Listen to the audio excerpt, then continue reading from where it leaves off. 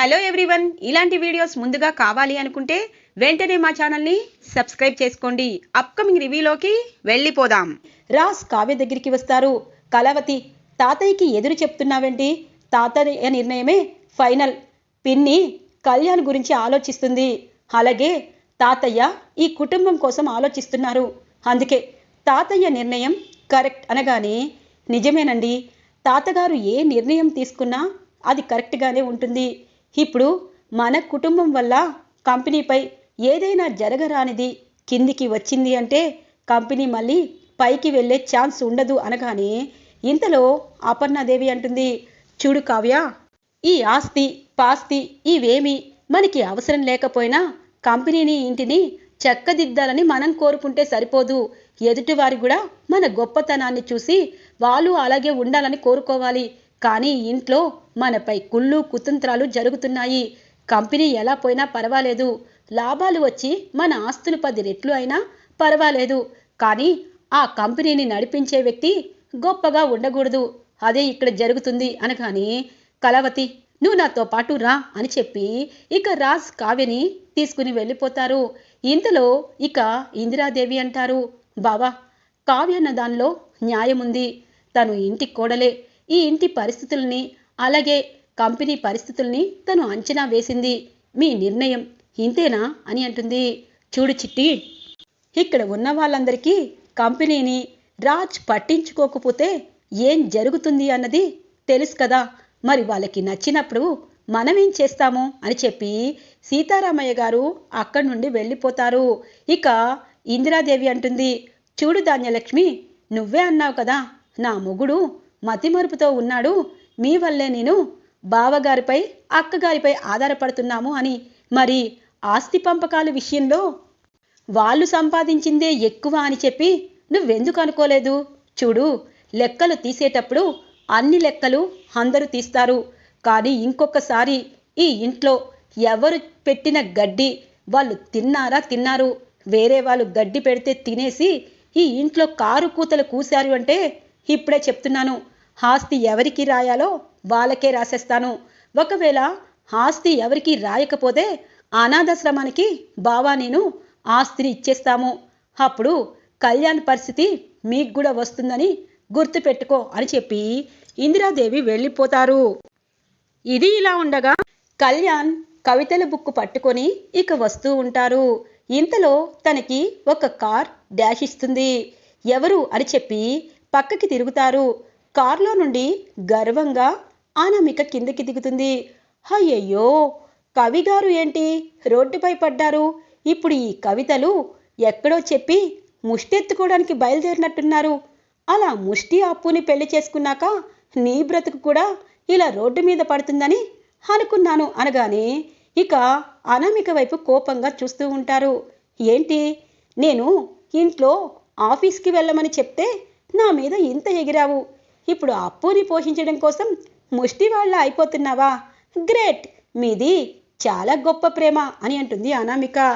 Thanks Anamika, మా ప్రేమని నువ్వు ఖచ్చితంగా గ్రేట్ అన్నందుకు. ఒక్క విషయం చెప్తాను, ఇప్పుడు నేను రోడ్డు మీద ఉండొచ్చు, కానీ నీలా మొగుణ్ణి మోసం చేసి ఆస్తిని కొట్టేయాలనుకోలేదు. నీలా ప్రేమగా నటించి మోసం చేసి డబ్బుని కొట్టేయాలనుకోలేదు. నీలా భర్త చి అని చెప్పి విడాకులిచ్చినా నీలా కారుల్లో రోడ్డు మీద తిరగటం లేదు. నాకు ప్రేమించే అప్పు ఉంది, నాకు భయం చెప్పే అప్పు ఉంది, నాపై అతి ప్రేమ కార్చే అప్పు ఉంది. అలాగే కోట్లాస్తి అంటావా? ఇప్పుడు నేను వెళ్ళినా దుగ్గిరాల ఇంటి మనవణ్ణి కాబట్టి కోట్ల ఆస్తిని నేను అనుభవించచ్చు. కానీ నీలా అప్పనంగా ఎవరో ఒక ఆస్తిని మీ అమ్మ మీ నాన్న అప్పులు చేస్తే ఆస్తిని కొట్టేసి ప్రేమగా నటిస్తూ ఆ ఆస్తితో తీర్చాలనుకున్నా నీకంటే నేను ఎప్పుడూ పైనే ఉంటాను అనగానే, పొగరికేమీ తక్కువ లేదు. ఇప్పుడు ఈ బుక్కులో కవితలతో నువ్వు సూర్యవంశం సినిమాలో వెంకటేష్ మీనాలా పైకి ఎత్తుకు ఎదిగిపోయి మాలాంటి వాళ్ళకి మీరు ఉద్యోగాలు ఇస్తారన్నమాట. అది సినిమా కవి, ఇది నిత్య జీవితం. నువ్వు ఒక్క మెట్టు ఎక్కినా కింద 10 మెట్లకి దిగిపోతావు. అది జీవితం అంటే. కానీ ఒకటి మాత్రం నిజం, నిన్ను అప్పుని ప్రశాంతంగా మనశ్శాంతిగా చచ్చినా నేను ఉండనివ్వను.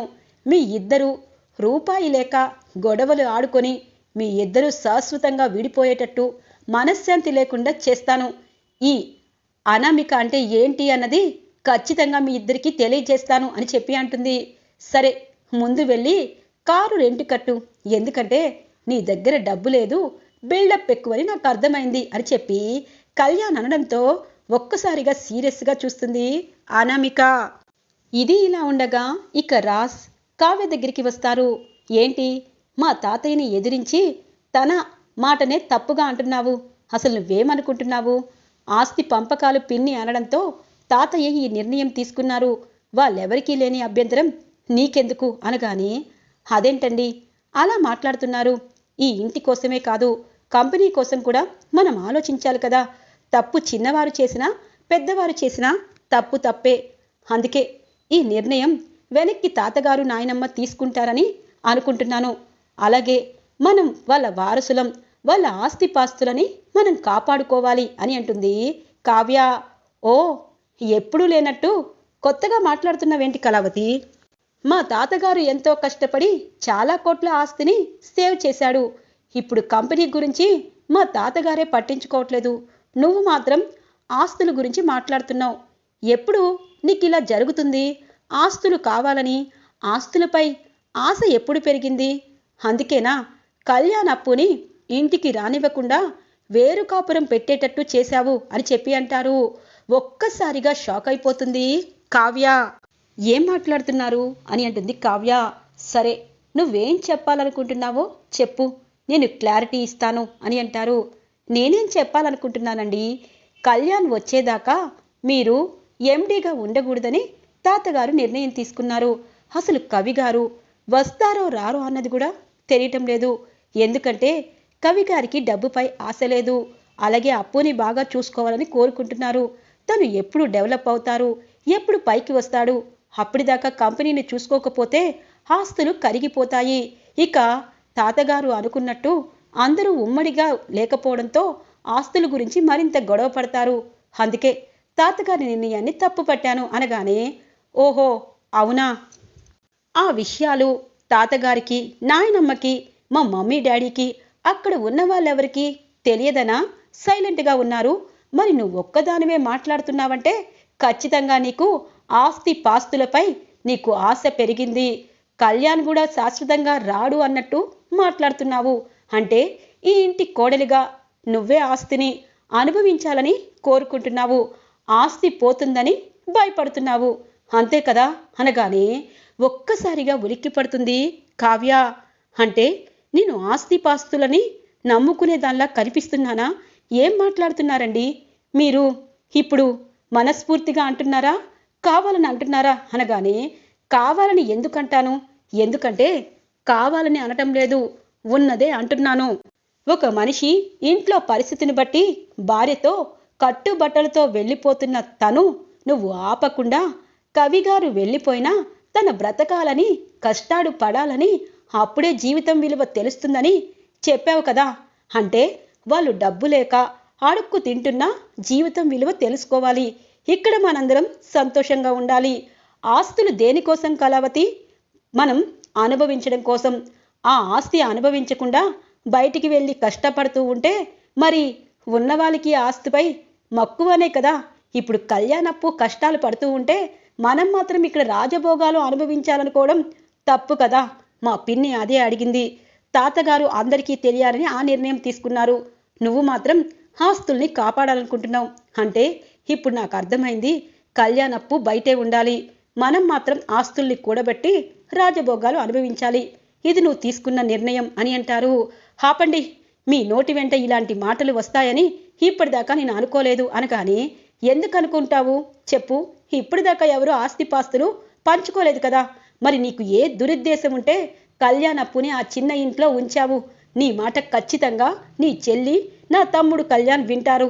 నువ్వు అక్కడికి రాకుండా వాళ్ళని చిన్న ఇంట్లో ఉంచావు అన్నప్పుడే నీ ఉద్దేశం నాకు అర్థమైంది. చూడు కళావతి, ఇప్పటికీ నేను నిన్ను నమ్ముతున్నాను. ఖచ్చితంగా కళ్యాణ్ని నువ్వు వెళ్ళి పిలిస్తే ఇంటికి వస్తాడు అనగానే, ఏం మాట్లాడుతున్నారండి? వాళ్ళిద్దరూ ఇంటికి వస్తే ఇంట్లో ఎలాంటి సమస్యలు ఉంటాయన్నది తెలిసి కూడా ఇలా మాట్లాడుతున్నారు అనగానే, మరి నీ పరిస్థితి కూడా అంతకంటే దారుణంగా ఉంది. మరి ఎందుకు ఈ చూరు పట్టుకునే వేలాడావు? ఎందుకంటే ఈ ఆస్తి నా కోసం, దుగ్గిరాల ఇంటి కోడలి పదవి కోసం ఈ ఇంట్లోనే నిన్ను మనిషిగా చూడకపోయిన మా మమ్మీతో కూడా నా కోడలు అనిపించుకొని సాధించావు. మరి అప్పు కూడా అలాగే సాధిస్తుందేమో. కళ్యాణ్ కూడా కవితలు రాసి పైకి వెళ్తాడేమో. ఎందుకు అలా అనుకోలేదు అంటే, నీదాకా వచ్చేదాకా ఒక న్యాయం, వాళ్ళిద్దరికీ ఒక న్యాయం. అంటే నీ మనసులో ఏదో స్వార్థం ఉందని నాకు అనుకుంటున్నాను అని అంటారు. ఇక కావ్య ఏడుస్తూ, చూడండి, నిజంగా మీరు మంచిగా మారిపోతేనే నేను నవ్వుతాను. మీరు ఇలా మాట్లాడితే నేనెందుకు ఏడుస్తాను?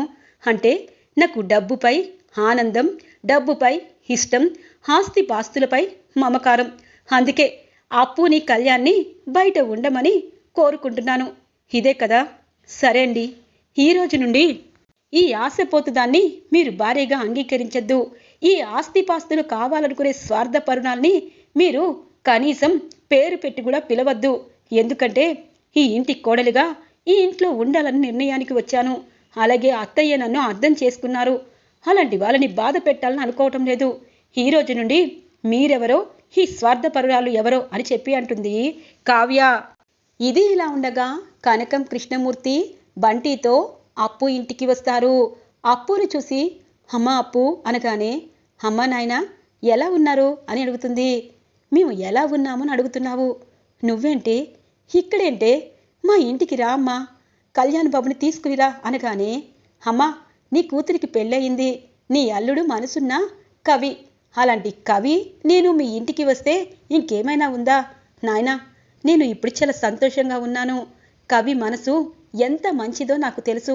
ఒకటి మాత్రం నిజం, అనుకోకుండా పెళ్లి జరిగినా నా మనసుకు నచ్చిన కవిని చేసుకున్నాను. ఇది మీకు చిన్నిల్లులా ఉంది. మా దగ్గర డబ్బు లేదనుకున్నారు, కానీ మా మనసుల్లో సంతోషం ఉంది. దుగ్గిరాల ఇంటి కోడలు అయ్యాను అన్నదానికంటే నేను కవికి భార్యనయ్యానని చెప్పి హ్యాపీగా ఉంది అనగానే, అమ్మ అప్పు, కళ్యాణ్ బాబు చాలా మంచివాడు, నిన్ను పువ్వుల్లో పెట్టి చూసుకుంటాడు. కానీ కష్టం తెలియని కళ్యాణ్ బాబు ఏం చేసి నిన్ను పోషిస్తాడు? అందుకే కొన్ని రోజులు మా ఇంట్లో ఉంటే అన్నీ సర్దుకుంటాయి. తరువాత కావ్య అలాగే అల్లుడు గారు నిన్ను అలాగే కళ్యాణ్ బాబుని వాళ్ళ ఇంటికి తీసుకువెళ్తారు అనగానే, అమ్మా ఎందుకమ్మా అలా మాట్లాడుతున్నావు?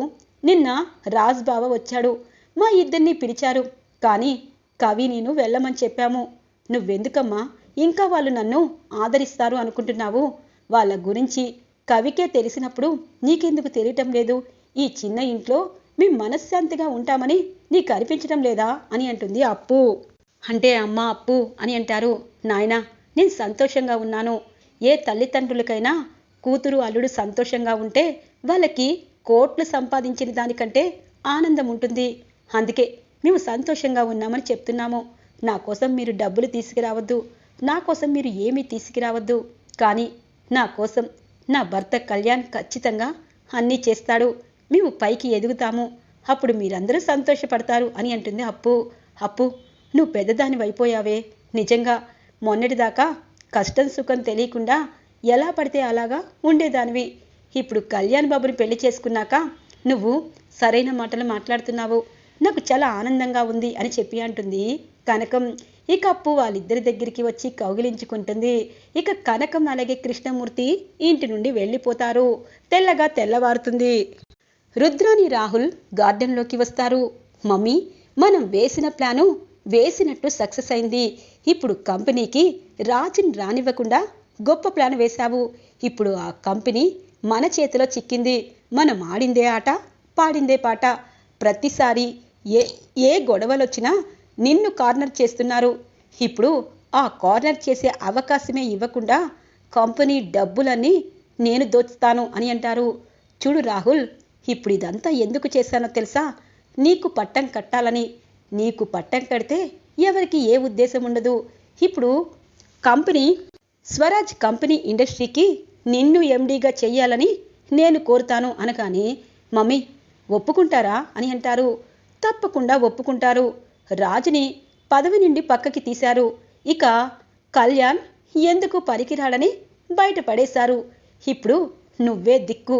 నిన్ను ఎండీగా చేస్తే నా లక్ష్యం పైకి వస్తుంది.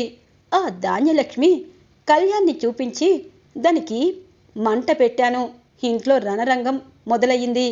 ఇప్పుడు ధాన్యలక్ష్మి అనే ఆయుధంతో ఇంట్లో ఏదేదో చేస్తాను.